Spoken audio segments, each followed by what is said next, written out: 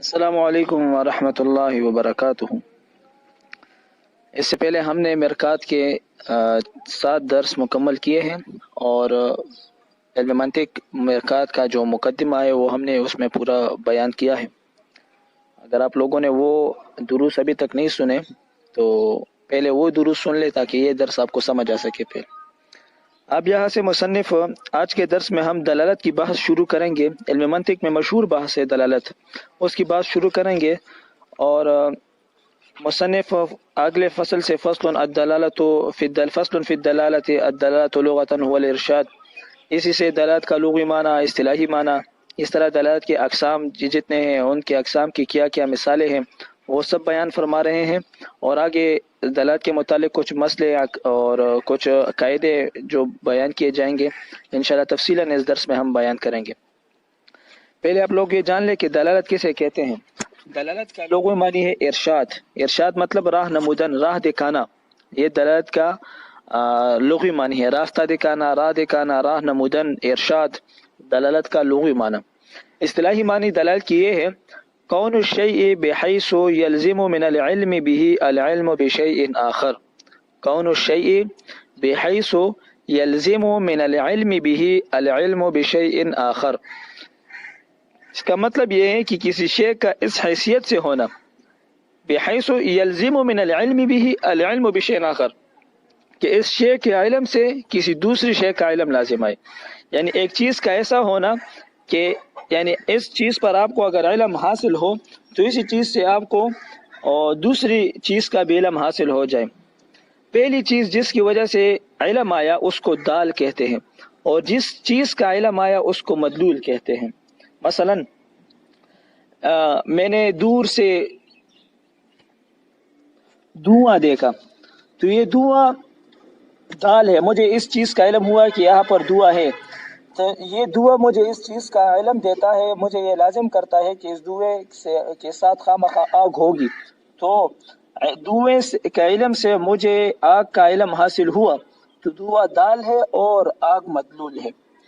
تو اس طرح یہ دلالت کا لغوی اصطلاحی معنی ہے۔ دلالت کا لغوی معنی ہے راہ نمودن، راہ دکھانا، راستہ دکھانا۔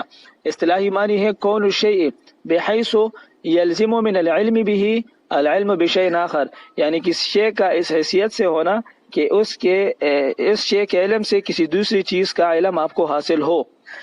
دلالت کے اولاً 2 اقسام ہیں، 2 قسمیں ہیں، دلالت لفظی، دلالت غیر لفظی۔ یہ جو دلالت کے اقسام ہے یہ بے اعتبار دال ہے، یعنی دلالت کی یہ تقسیم دال کے اعتبار سے ہے۔ میں نے آپ کو بتایا کہ ایک دال ہوتا ہے اور ایک مدلول ہوتا ہے، یعنی پہلی جو چیز آپ کو حاصل ہوتی ہے جو علم وہ دال ہے، اور پھر اس چیز سے آپ کو جب دوسری چیز کا علم حاصل ہوتا ہے تو وہ مدلول ہوتا ہے۔ مثلا دھواں، مجھے پہلے دھویں کا علم حاصل ہوا، میں نے دھویں کو دیکھ لیا تو یہ دال ہوا، اور دھویں سے مجھے آگ کا علم حاصل ہوا تو یہ مدلول ہوا۔ سو یہ دلالت کی جو تقسیم ہے دلالت لفظی غیر لفظی کی طرف، یہ دلالت کی تقسیم بے اعتبار دال ہے، یعنی دال کے اعتبار سے ہے۔ اب اگر دلالت کی 2 قسمیں ہیں، دلالت لفظی، دلالت غیر لفظی۔ اگر دال جو چیز دلالت کرتا ہے، دلالت کرنے والی چیز اگر وہ لفظ ہو تو یہ دلالت لفظی ہے، اگر وہ لفظ نہ ہو تو یہ دلالت غیر لفظی ہے۔ تو بالفاظ دیگر میں اس طرح کہہ سکتا ہوں کہ دلالت لفظی وہ دلالت ہے جس میں دال لفظ ہو، اور دلالت غیر لفظی وہ دلالت ہے جس میں دال غیر لفظ ہو۔ اب یہ 2 قسمیں ہوں گی دلالت کی۔ اب منطقیوں نے دیکھا کہ ایک چیز جب دوسری چیز پر دلالت کرتی ہے، مثلا دال جب مدلول پر دلالت کرتی ہے تو یہ 3 چیزوں میں سے کسی ایک چیز کی وجہ سے دلالت کرتی ہے، یا تو اس وجہ سے کرتی ہے کہ یہ دال، یہ پہلی چیز جو دوسری چیز پر دلالت کرتی ہے یہ وضع کی وجہ سے، یعنی باعتبار وضع یہ ایک دوسرے کے ساتھ شریک ہو، اس وجہ سے دلالت کرے، یا طبیعت کے تقاضے کی وجہ سے، یعنی یہ دال جو ہے یہ دلالت کرنے والا لفظ، یہ دلالت کرنے والی چیز، یہ اس کا طبیعت یہ ہو کہ اس کے ساتھ یہ دوسرا چیز پایا جاتا ہے، یا عقل کے تقاضے کی وجہ سے، یعنی عقلاً یہ تقاضا کرتا ہو کہ اس چیز کے ساتھ دوسری چیز ضرور ہو. تو یہ تین چیزیں ہیں. یعنی ایک چیز جب دوسری چیز پر دلالت کرتی ہے تو تین چیزوں کی وجہ سے، یا وضع کی وجہ سے، یا طبعیت کی وجہ سے، یا عقل کے تقاضے کی وجہ سے. تو اس اعتبار سے اگر یہ تینوں چیزیں ہم دیکھ لیں اور لفظی کے ساتھ بھی یہ ضم کر لے اور غیر لفظی کے ساتھ بھی یہ ضم کر لے، تو دلالت لفظی کی بھی تین قسمیں بن گئی اور دلالت غیر لفظی کی بھی تین قسمیں بن گئی. تو دلالت لفظی، اولاً تو آپ کو تعریف معلوم ہونا چاہیے کہ دلالت لفظی وہ ہے جس میں دال لفظ ہو، دلالت غیر لفظی وہ ہے جس میں دال لفظ نہ ہو. اب دلالت لفظی کی تین قسمیں ہیں: دلالت لفظی وضعی، دلالت لفظی طبعی، دلالت لفظی عقلی. اس طرح دلالت غیر لفظی کی بھی تین قسمیں ہیں: دلالت غیر لفظی وضعی، دلالت غیر لفظی طبعی، دلالت غیر لفظی عقلی. آپ کو یہ معلوم ہونا چاہیے کہ دلالت لفظی میں دال لفظ ہوتا ہے، غیر لفظی میں دال لفظ نہیں ہوتا. دلالت لفظی وضعی کی اب تعریف کس طرح کریں گے کہ دلالت لفظی وضعی وہ دلالت ہے جس میں دال لفظ ہو، اور یہ دلالت جو ہے یہ وضع کی وجہ سے ہو. جیسے لفظ زید کی دلالت اس کی ذات پر، لفظ زید کی دلالت اس کی ذات پر، یا یہ مثال منطق میں مشہور ہے، لیکن ہر وہ نام جو کسی شخص کے لیے رکھا گیا ہو یہ اس پر دلالت لفظی وضعی ہے. کیونکہ اگر زید لفظ جو ہے زید کے مسمى زید کے ذات پر دلالت کرتا ہے تو یہ زید لفظ دلالت لفظی ہو گیا کیونکہ دال اس میں لفظ ہے. لیکن مدلول جو یہ زید لفظ اس مسمى پر دلالت کرتا ہے یہ وضع کی وجہ سے ہے نا، کیونکہ وضع کی وجہ سے زید مسمى کے لیے خاص کیا گیا تو یہ دلالت لفظی وضعی ہے. اس طرح دلالت لفظی طبعی وہ دلالت ہے جس میں دال لفظ ہو اور دلالت طبیعت کے اقتضاء کی وجہ سے ہو، دلالت طبیعت کے اقتضاء کی وجہ سے. جیسے مثلا کوئی بیمار ہو تو وہ درد کی شدت کی وجہ سے اکثر کہتے ہیں وائی وائی، جو حروف علت آپ لوگ سمجھتے ہیں اسے وائی کہتے ہیں یا وغیرہ وغیرہ جو الفاظ کہتے ہیں. اب یہ وائی وائی لفظ یہ لفظ ہے تو دلالت لفظی ہو گیا، اور یہ طبیعت کی تقاضے کی وجہ سے کہ اس درد محسوس ہو رہا ہے تو اس کی طبیعت تقاضا کر رہے کہ الفاظ بولے تو یہ دلالت لفظی طبعی ہو گیا. یا یا اور جس طرح الفاظ جو رنج و صدمے پر خوشی پر دلالت کرتے ہیں یہ دلالت لفظی طبعی ہے. اسی طرح دلالت لفظی عقلی، دلالت لفظی عقلی وہ دلالت ہے جس میں دال لفظ ہو اور دلالت اس میں عقل کی تقاضے کی وجہ سے ہو. جیسے کوئی دیوار کی پیچھے سے کھڑا ہو اور وہ بولے دیز دیز دیز، تو اب ادھر سے دیز یہ لفظ ہے تو دال اس میں لفظ ہو گیا. لیکن ہمارا عقل ہمیں اس طرح کہتے ہیں، ہمارے عقل یہ سمجھتا ہے کہ اس دیوار کے پیچھے کوئی آدمی ہے جو یہ دیز دیز بول رہا ہے، تو اس انسان کی ذات پر دلالت کرنا یہ دلالت لفظی عقلی ہو گیا. تو یہ دلالت کی تین اقسام ہوئے دلالت لفظی کے: دلالت لفظی وضعی، دلالت لفظی طبعی، دلالت لفظی عقلی. اب دلالت غیر لفظی کی طرف ہم آتے ہیں. دلالت غیر لفظی وہ ہے جس میں دال لفظ نہ ہو. تو دلالت غیر لفظی طبعی وہ ہے جس میں دال لفظ نہ ہو اور دلالت وضع کی وجہ سے ہو. جیسے دوال اربعہ، دوال اربعہ آپ لوگ جانتے ہیں: خطوط، عقود، نصب، اشارات. یہ نصب اور اشارات، خطوط اور عقود. خطوط تو یہ ہے جیسے زید عمر کی نقوش، یعنی مثال یہ کتابوں میں جتنے چیزیں بھی لکھی ہوئی ہیں یہ سب نقوش ہے. تو اس طرح یہ غیر لفظی ہے کیونکہ لفظ تو ما تلفظ بالانسان کو کہتے ہیں، اور یہ جو نقوش لکھے گئے ہیں یہ تو ما تلفظ بالانسان نہیں، یہ تو مکتوب ہے. تو یہ مکتوب، یہ نقوش وضع کے اعتبار سے یہ اسی معنی پر دلالت کرتے ہیں. یا اس طرح سیدھا لکیر کھینچا جائے یا کراس لکھا جائے تو یہ غیر لفظی ہے اور وضعی ہے، یعنی اس طرح وضع کیا گیا ہے. اور عقود کسے کہتے ہیں؟ عقود انگلیوں کے ذریعے خاص اشارے بنا کر گننا. اس طریقے سے ایک سے لے کر 1000 تک گنتی گنی جا سکتی ہے. مثلا اس عقود کا مطلب یہ ہے کہ انگلیوں کے ذریعے خاص اشارے کرنا گنتیوں کے، تو یہ عقود ہے. اب اگر آپ اسے دیکھ لیں تو یہ انگلیوں کے عقود اور اس طرح اس سے اشارے کرنا یہ تو لفظ نہیں ہے، تو یہ دلالت غیر لفظی ہو گیا. اور اس طرح یہ وضعی بھی ہے کیونکہ یہ وضع ہوا ہے کہ مثال جس عقد پر، جس انگلیوں کے جوڑوں پر آپ اشارہ کریں تو اس سے ایک خاص عدد کی طرف اشارہ ہوتا ہے. اس طرح اشارات کسے تھی؟ مثلا سر ہلانا، سر نہیں ہلانا، تو یہ سر ہلانا مثلا اتفاق رائے کے لیے استعمال ہوتا ہے، تو یہ غیر لفظی سر ہلانا تو ما تلفظ بالانسان نہیں ہے، لیکن وضع ہے کہ یہ اس طرح اتفاق رائے کے لیے استعمال ہوتا ہے۔ اور نصب سے مراد یہ ہے نہر میں لکڑی کا پیمانہ، پانی کی پیمائش معلوم کرنے کے لیے، یا آپ لوگوں نے اگر دیکھا ہو تو پہاڑوں میں جب راستوں میں موڑ ہوتے ہیں، خطرناک موڑ ہوتے ہیں، تو ادھر کوئی اس طرح پتھر رکھے جاتے ہیں تاکہ لوگوں کو معلوم ہو، یا آپ لوگ سائن بورڈ دیکھ لیں، سب نصب ہے۔ تو یہ دلالت غیر لفظی وضع کی مثالیں ہیں۔ اور دلالت غیر لفظی طبی کسے کہتے ہیں؟ یہ وہ دلالت ہے جس میں دال لفظ نہ ہو لیکن دلالت طبیعت کے تقاضے کی وجہ سے ہو، جیسے گھوڑے کا ہنہنانا۔ یہ گھوڑے کا ہنہنانا یہ دلالت غیر لفظی ہے، کیونکہ گھوڑے کا ہنہنانا تو ما یتلفظ به الانسان ہے نہیں، تو دلالت غیر لفظی ہو گیا۔ طبیعی اس لیے ہے کہ یہ طبیعت کے تقاضے کی وجہ سے، مثلا گھوڑے کا گھاس اور پانی مانگنے پر دلالت کرتا ہے۔ اور دلالت غیر لفظی عقلی اس طرح ہے کہ جس میں دال لفظ نہ ہو اور دلالت عقل کے اقتضاء کی وجہ سے ہو، جیسے دھوئیں کی دلالت آگ پر دھوئیں کی دلالت عقل یہ کہتی ہے جب دھواں ہے تو آگ بھی ضرور ہوگی۔ تو یہ منطق، یہ دلالت کے 6 اقسام ہو گئے: دلالت لفظی وضعی، دلالت لفظی طبعی، دلالت لفظی عقلی، دلالت غیر لفظی وضعی، دلالت غیر لفظی طبعی اور دلالت غیر لفظی عقلی۔ اب منطقی حضرات صرف دلالت لفظی وضعی سے بحث کرتے ہیں، دلالت لفظی وضعی طبعی، دلالت لفظی طبعی، دلالت لفظی عقلی، دلالت غیر لفظی وضعی، دلالت غیر لفظی طبعی، دلالت غیر لفظی عقلی، اس سے بحث نہیں کرتے۔ یہ کیا وجہ ہے کہ منطقی صرف اس سے بحث کرتے ہیں اور سے بحث نہیں کرتے؟ منطقی حضرات جو دلالت سے بحث کرتے ہیں یہ محض افادہ اور استفادے کی غرض کی وجہ سے کرتے ہیں، یعنی ان کا اس سے مطلب یہ ہو کہ کسی دوسری چیز کا فائدہ دے یا ہمیں کسی دوسری چیز کا فائدہ حاصل ہو۔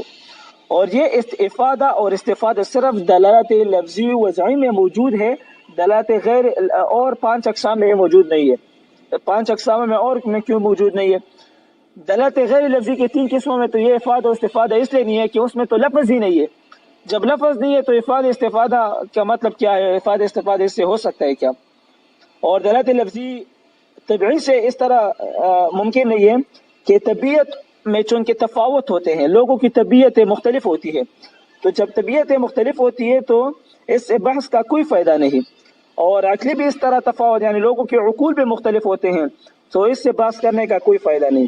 رہا گیا صرف دلالت لفظی وضعی، تو اس میں چونکہ افادہ و استفادہ صرف دلالت لفظی وضعی پر موقوف ہے، اس میں تفاوت نہیں ہوتا، اس سے افادہ و استفادہ ہو سکتا ہے، تو اس لیے اس سے ہم بحث کرتے ہیں۔ پھر اگر کوئی اعتراض کرے کہ جب صرف دلالت لفظی وضعی سے بحث ہوتی ہے، اس سے افادہ و استفادہ ممکن ہے، باقی اقسام سے افادہ و استفادہ ممکن نہیں ہے، تو پھر ان باقی اقسام کو کیوں ذکر کرتے ہیں منطق کی کتابوں میں؟ بس اس سے منطق کو اس سے خارج کر دے، یعنی منطق سے یہ نکال لے۔ پھر اگر کوئی فائدہ نہیں ہے تو پھر پڑھنے کا کیا، لکھنے کا کیا فائدہ؟ تو اس کا جواب یہ ہے کہ طلباء کے فائدے کے لیے کیا، کہ طلباء سمجھ سکے کہ یہ دلالت کی اور بھی اقسام ہیں۔ اور یہ اس طرح بھی جواب دیا جا سکتا ہے کہ ان کو اس لیے ذکر کیا گیا کہ دلالت لفظی وضعی کو سمجھا جا سکے، کیونکہ یہ باقی اقسام دلالت لفظی وضعی کے ازداد ہے۔ اور آپ نے قاعدہ پڑھا ہوگا کہ تعرف الاشیاء بازدادها، اشیاء اپنی ضدوں سے پہچانی جاتی ہیں، تو یہ دلالت کی اقسام ہو گئی۔ اب آپ عبارت کی طرف دیکھ لیں۔ فصل فی الدلالت، فصل ہے دلالت کے بیان میں۔ الدلالت لغتاً هو الارشاد ای راہنمودن، دلالت کا لغوی معنی ہے راستہ دکھانا۔ وفی الاصطلاح، اور اصطلاح میں کون الشیء بحیث یلزم من العلم به العلم بشیء آخر، ہونا شے کا ایسے طور پر کہ اس کے جاننے سے دوسری چیز کا جاننا لازم آئے۔ والدلالت قسمان، اور دلالت 2 قسم پر ہے، لفظیت و غیر لفظیت، لفظی اور غیر لفظی۔ واللفظیت ما یکون الدال فیہ اللفظ، لفظی وہ ہے کہ دلالت کرنے والا اس میں لفظ ہو، ما یکون الدال فیہ اللفظ، کہ دلالت کرنے والا اس میں لفظ ہو۔ وغیر اللفظیت ما لا یکون الدال فیہ اللفظ، اور غیر لفظی وہ ہے کہ دلالت کرنے والا اس میں لفظ نہ ہو۔ وکل منہما علی ثلاثۃ انحاء، اور ان دونوں میں سے ہر ایک تین قسم پر ہے۔ احدها اللفظیۃ الوضعیہ، پہلی قسم لفظی وضعی، کدلالت لفظ زید علی مسماہ، جیسے لفظ زید کی دلالت اس کی ذات پر۔ وثانیها اللفظیۃ التبعیہ، اور دوسری قسم لفظی تبعی، کدلالت لفظ اوح بضم الحمزۃ وسکون الحاء المہملہ، کہ جیسے لفظ اوح حمزہ مضمومہ اور ہا ساکنہ کے ساتھ، وقیل بفتحها علی وجع الصدر، اور ہا مفتوحہ کے ساتھ بھی پڑھا گیا ہے۔ یہ دلالت کرتا ہے علی وجع الصدر، سینے کے در پر۔ فإن التبعیۃ تستر بإحداث هذا اللفظ، کیونکہ طبیعت سینے میں درد عارض ہونے کی وجہ سے اس لفظ کے بولنے پر مجبور ہوتی ہے۔ فإن التبعیۃ، کیونکہ طبیعت تستر مجبور ہوتی ہے، بإحداث هذا اللفظ، اس لفظ کے بولنے پر، عند عروج الوجع فی الصدر، سینے کے درد میں، جب سینے میں درد عارض ہو۔ وثالثها، اور تیسری قسم لفظیت العقلیہ، لفظی عقلی ہے، کدلالت لفظ دیز المسموع من وراء الجدار على وجود اللافظ، جیسے لفظ دیز جو دیوار کی پیچھے سے سنا جائے اس کی دلالت بولنے والے کے وجود پر۔ ورابعها غیر اللفظیت الوضعیت، چوتھی قسم غیر لفظی وضعی، کدلالت الدوال الاربع على مدلولاتها، جیسے دلالت دوال اربعہ کی اپنی مدلولات پر۔ وخامسها غیر اللفظیت التبعیت، پانچویں قسم غیر لفظی تبعی، جیسے گھوڑے کدلالت سہیل الفرس علی طلب الماء والکلاء، جیسے گھوڑے کا ہنہنانا کی دلالت پانی اور گھاس کے طلب کرنے پر۔ وسادسها غیر اللفظیت العقلیت، چھٹی قسم غیر لفظی عقلی، کدلالت الدخان علی النار، جیسے دھوئیں کا آگ پر دلالت کرنا۔ فہذی ست دلالات، یہ چھ دلالتیں ہیں۔ والمنطقی انما يبحث عن الدلالت اللفظیت الوضعی، یہاں سے اب وہ اعتراض ہوتا ہے کہ منطقی صرف دلالت لفظی وضعی سے کیوں بحث کرتے ہیں اور اسے کیوں بحث نہیں کرتے، تو یہ جواب ہے۔ والمنطقی انما يبحث عن الدلالت اللفظیت الوضعیت، اور منطقی صرف دلالت لفظی وضعی سے بحث کرتا ہے، لأن الافادۃ للغیر والاستفادۃ من الغیر، کیونکہ اس لیے کہ دوسرے کو فائدہ پہنچانا اور اس سے فائدہ حاصل کرنا، انما يتيسر بها بسہولت، اس دلالت سے بسہولت میسر آتا ہے، بخلاف غیرها، بخلاف دوسرے اقسام دلالت کے۔ فإن الافادۃ والاستفادۃ بها لا يخلو عن صعوبۃ، کیونکہ دوسری اقسام سے دلالت، ان سے افادہ اور استفادہ دشواری سے خالی نہیں۔ یہ میں نے آپ کو بتایا کہ کیوں خالی نہیں۔ ھذا، یہ مضمون خوب یاد کر لو۔ ھذا کا مطلب کیا ہے؟ جب مصنف نے ھذا آخر میں لکھا ہے، منطقی حضرات بعض اوقات قیام بات ذکر کرنے کے بعد ھذا کے ذریعے اس کی اہمیت بتاتے ہیں۔ یہ ھذا ترکیب میں خبر ہے، مبتدا معذوف کی اصل عبارت یوں ہوگی، الامر ھذا، الامر ھذا، یعنی امر اور چیز اس طرح ہے، خوب سمجھ لو۔ یا یہ مفعول بھی بنے گی اس طرح، خذ، تو یہ عبارت ہوگا خذ ھذا، اس کو سمجھ لو۔ اگلے درس میں ہم انشاءاللہ دلالت لفظی وضعی کے اقسام پڑھیں گے اور اس طرح اور بحث جاری رکھیں گے تاکہ دلالت کا بحث ختم ہو جائے۔ لازم بین اور اس طرح لازم غیر بین کی تقسیم کریں گے اور تشریح کریں گے۔ اگر آپ لوگوں کو یہ درس سمجھ میں نہ آیا یا کوئی بھی سوال ہو تو آپ مجھ سے کمنٹ میں پوچھ سکتے ہیں۔ والسلام۔